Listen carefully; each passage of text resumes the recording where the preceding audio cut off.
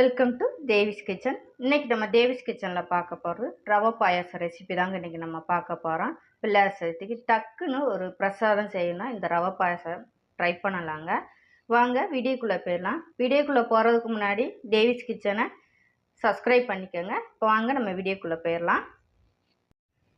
இப்போ ரவை பாயாசம் பண்ணுறதுக்கு பாத்திரம் எடுத்துருக்கேன். அதில் இப்போ நான் 2 ஸ்பூன் அளவுக்கு நெய் சேர்த்துக்கிறேன். முந்திரி பருப்பு, கிஸ்மிஸ் இதை நம்ம ஃப்ரை பண்ணி எடுத்துக்கலாம்.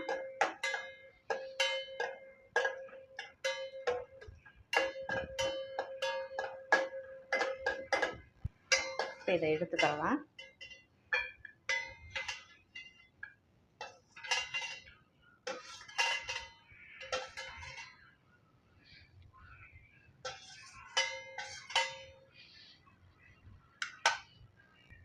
இப்போ எடுத்துட்டு ரவையை சேர்த்துக்கலாம்.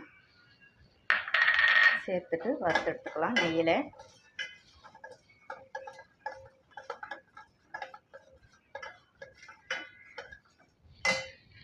சேர்த்துட்டு இப்போ பால் எடுத்துருக்கேன், இப்போ அதையும் சேர்த்துக்கலாம்.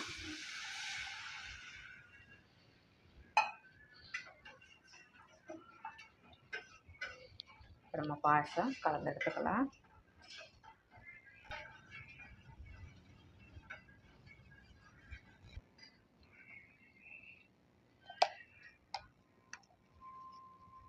இதில் கொஞ்சமாக ஒரு பிஞ்ச் மஞ்சள் தூள் சேர்த்துக்கலாம்.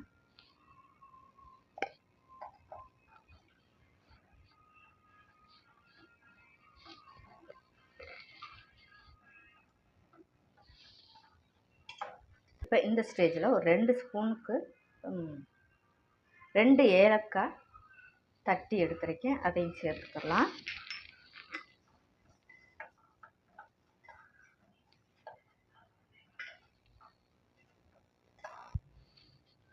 இப்போ நம்ம சீனி சேர்த்துக்கலாம்.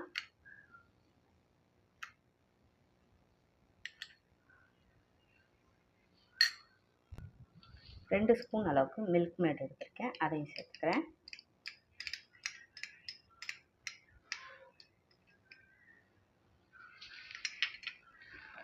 சேர்த்துட்டு கலந்து கொடுத்துக்கலாம்.